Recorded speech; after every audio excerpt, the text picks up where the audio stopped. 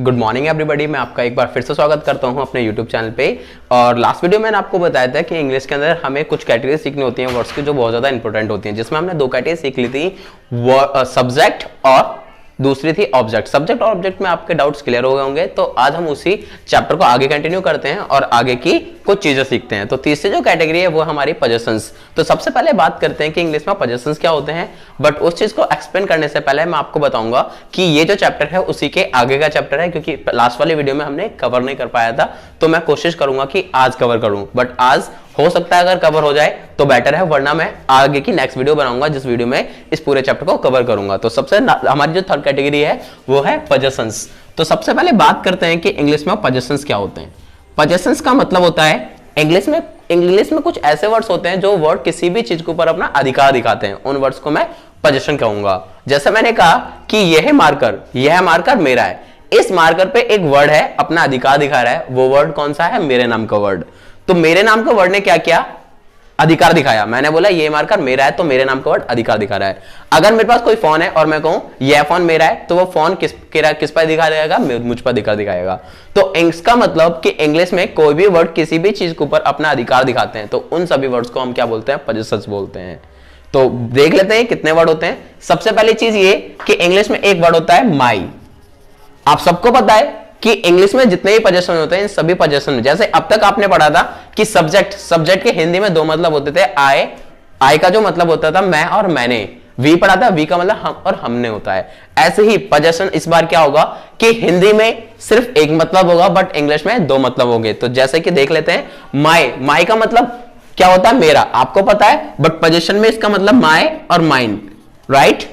और माई और माइन का जो मतलब होगा वो होगा मेरा, राइट? और दूसरा जो वर्ड है वो है आवर, आर और आर्ट्स।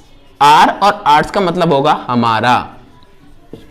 दूसरा जो वर्ड है वो है योर और योर्स, इन दोनों का मतलब है तुम्हारा। दूसरा वर्ड है देयर और देयर्स, इसका मतलब होता है उनका, राइट? और अगला वर्ड है हिम और हिम, इसका मतलब होता है उसका।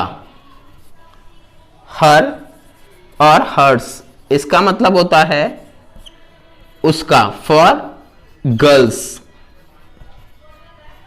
राइट? और इसका यूज करते हैं फॉर बॉयज।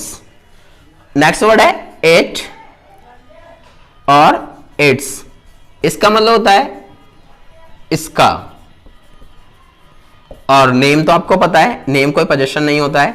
तो मतलब ये जो वर्ड होते हैं पोजेशन, ये सारे वर्ड क्या हैं? जो वर्ड किसी भी चीज के ऊपर अपना अधिकार दिखाते हैं। जैसे मैं बोलूं मेरा, मेरे का जो मतलब होता है माई और माइन। आवर, आर और आर का मतलब आर और आर्स का मतलब होता है हमारा। योर और योर्स का मतलब होता है तुम्हारा। देयर और देयर्स का मतलब होता है उनका। हिम और हिम का मतलब होता है उसका। हर और हर्स का मतलब होता है उसका, फॉर गर्ल्स। इट और इट्स का मतलब होता है इसका। अब सबसे पहले बात करते हैं इन वर्ड्स का हम यूज कहां करेंगे, वो मैं आगे की वीडियो में आपको बताऊंगा कि इन वर्ड्स का यूज कहां करेंगे। मतलब मेरे नाम का वर्ड मेरे की इंग्लिश माय कहां लगाएंगे और मेरे की इंग्लिश माइन कहां लगाएंगे, वो चीज मैं आपको बेटर तरीके से समझाऊंगा आगे वाले चैप्टर में। तो इसके बाद हमने तीन कैटेगरी पढ़ ली सब्जेक्ट की। मतलब इंग्लिश में जो इंपॉर्टेंट कैटेगरी थी उसमें हमने तीन कैटेगरी पढ़ चुके हैं। सबसे पहले हमने पढ़ी सब्जेक्ट, दूसरी पढ़ी ऑब्जेक्ट।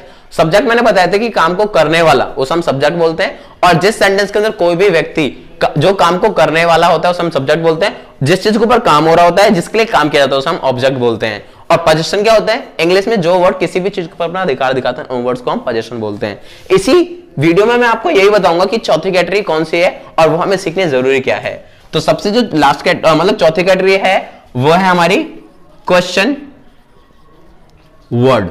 तो सबसे पहले बात करते हैं कि क्वेश्चन वर्ड क्या होते हैं। क्वेश्चन वर्ड का मतलब होता है जब भी हम किसी से कोई भी क्वेश्चन करते हैं, तो क्वेश्चन पूछने के लिए जो वर्ड हम यूज करते हैं उन सभी वर्ड को क्वेश्चन वर्ड बोलते हैं। तो इंग्लिश में कितने क्वेश्चन वर्ड बोलते हैं? मुझे पता है कि आप में से मुझे पता है कुछ लोग कहेंगे कि 6 होते हैं, 7 होते हैं, 8 होते हैं। तो इस वीडियो में मैं आपको बताऊंगा कि इंग्लिश में जितने भी क्वेश्चन वर्ड होते हैं उन सभी क्वेश्चन वर्ड के बारे में आपको बताऊंगा। सबसे पहला जो क्वेश्चन वर्ड होता है वो होता है what, why, when, where, where, who, whose, whom और how many, how far, how long, how often, ये सारे हमारे क्या होते हैं, क्वेश्चन वर्ड्स होते हैं। इसमें से एक क्वेश्चन वर्ड और होता है जो कि होता है which। तो ये क्वेश्चन वर्ड्स होते हैं हमारे इंग्लिश में जो वर्ड्स क्वेश्चन पूछने के लिए यूज किए जाते हैं। जैसे आपको पता है व्हाट का मतलब क्या होता है, क्या, वाई का मतलब क्यों, व्हेन का मतलब कब, वेयर का मतलब कहां, हु का मतलब कौन, हुज का मतलब किसको और किसका, और होम का मतलब किसको, हाउ का मतलब कैसे, हाउ मैनी का मतलब कितने, और हाउ फार का मतलब कितना दूर, हाउ लॉन्ग का मतलब हाउ फार का मतलब कितना दूर, और हाउ लॉन्ग का मतलब कितना समय, और हाउ फन, और लास्ट में बचा हमारा विच, और विच के बाद एक और होता है जो होता है हाउ मच। तो ये सारे हमारे क्या होते हैं, क्वेश्चन वर्ड होते हैं। अब इन सभी क्वेश्चन वर्ड को मैं आपको डिटेल में बताऊंगा, जिनके मैं आपको अलग अलग डिटेल में एक्सप्लेन करूंगा इन सभी क्वेश्चन वर्ड को और इंग्लिश में कैसे यूज करते हैं। थैंक यू, मिलते हैं नेक्स्ट वीडियो में।